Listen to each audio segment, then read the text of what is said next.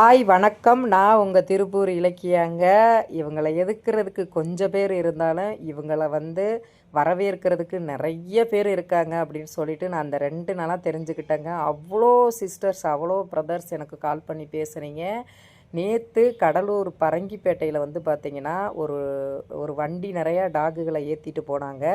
அந்த டைம் நம்ம சக்கரவர்த்தி சார் டீமுக்கு தகவல் அவங்க கரெக்டான டைமுக்கு போய் அந்த டாகை சேஸ் பண்ணி தான் போயிருக்காங்க. போய் அவங்கள மறித்து அவங்கள பிடிச்சி இந்த டாக்குகள்லாம் பார்த்துட்டு நிறைய பேர் பாவம் பாவம்னு வீடியோ போட்டிங்க. அந்த இதுக்கெல்லாம் பலன் கிடச்சிருச்சுங்க. நேற்று அந்த டாகுகளை எங்கே எடுத்தாங்களோ அங்கே கொண்டு போய் நம்ம சக்கரவர்த்தி சார் அவர் கண் பார்வையிலே கூடவே போய் எந்த கிராமத்தில் எடுத்தாங்களோ அந்த கிராமத்தில் எல்லாத்தையுமே இறக்கி விட்டுட்டு வந்துட்டாங்கங்க. நம்ம சக்கரவர்த்தி சார் டீமுக்கு ரொம்ப ரொம்ப நன்றி சொல்லணும். மக்களுக்கு நான் ஒன்று சொல்ல விரும்புகிறேன். நம்மளை இவ்வளோ நாளாக பாதுகாத்த இந்த நாய்களுக்காக நாம் கொஞ்ச நாள் கண் முழிச்சிருந்தா தப்பு இல்லைங்க.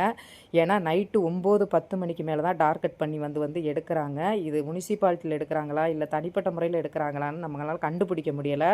அதனால் ஒரு நாய் குலைச்சா கூட நைட்டில் எந்திரிச்சு தயவுசெய்து பாருங்கள். கொஞ்ச நாள் கண் முழிச்சு பாருங்கள். நம்மளை பாதுகாத்தவங்கள நம்ம கண்டிப்பாக பாதுகாக்கணும்.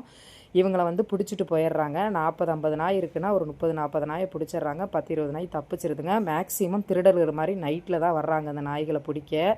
அதனால் தயவுசெய்து முழிச்சிருந்து அவங்கள பிடிக்கிறப்போ ஃபோட்டோ வீடியோ எடுங்க. பிடிக்க விடாமல் தடுங்க. இது சட்டத்துக்கு புறம்பானது தான் பிடிக்கிறாங்க.